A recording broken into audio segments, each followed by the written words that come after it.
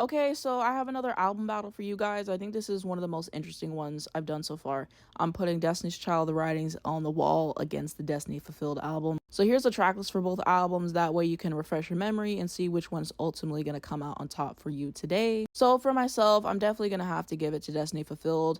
And what really gives it the edge over me is I just think that it's a better album, to be honest. And what I really liked about this album is that they all actually got to sing leads. You know, Michelle's going to carry a bridge every single time, and I really enjoyed what she did there, especially on like Through With Love, for example. That was a great moment for her, and I really liked Kelly Rowland's contribution. I mean, she basically got to sing Bad Habit by herself, so I really enjoyed that. And Beyonce is Beyonce, so you know, definitely 8 in terms of that.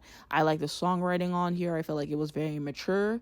I felt like it was a really great last album. I feel like Destiny Fulfilled is the last album that we want from so many bands and artists that we never get. And that's why it's so special to me, because I feel like it was really all of them at their best in terms of singing, in terms of songwriting. I really like the production on here as well. And it has a lot of my favorite songs by them. Free is my favorite Destiny's Child song. And yeah, there's nothing like being free. When you're done all you could but was misunderstood, it's all good. It's all good. Like, it just hit my soul in a way. And I love the production on there. I love the vocals. And yeah, very freeing to listen to. No pun intended. And so that song always gonna hold a special place in my heart, I fear. I also really love Through With Love, as I've already mentioned. That was a great moment. T-Shirt, very underrated track on this album, I will say. I also love Lose My Breath, obviously, you know, a classic that keeps on giving. We had Cater to You, which I still really enjoy. Girl was a great track on this album, and I love what they did with that one as well. I also really appreciated Love. I thought that was a great closing track for the album, very succinct.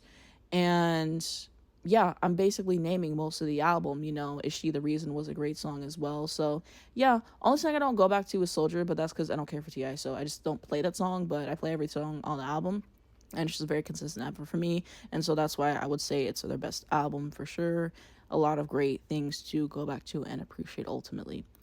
The Writings on the Wall, great album. Great album. Do I feel like y'all give it a little bit too much? Well, yes. I mean, this album had hits. Don't get me wrong. Say My Name is a classic. And the vocals on there, the writing on there, super catchy. The production, we love it for a reason. And same can be said with Bills Will Bills. I'm pretty sure Candy wrote that one. Shout out to Candy, man. She had so many hits in the 90s. She was just racking that up. She had No Scrubs for TLC. She wrote with Mariah Ex-Girlfriend, which should have been a single, as I said. Like, she was racking it up. Don't get it misunderstood. And so I also really enjoyed Bugaboo. That was a really fun song to listen to. Temptation is a great track on this album.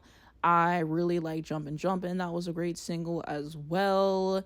And yeah, I feel like I go here more for the singles than the album cuts, even though the album cuts are good, even though I think that this is a good album.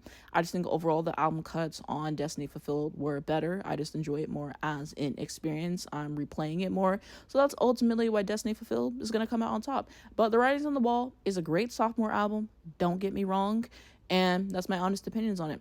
So let me know what you guys think down below in the comments. Do you agree with me? Do you disagree with me? Which one do you prefer? What are your favorite songs on both albums?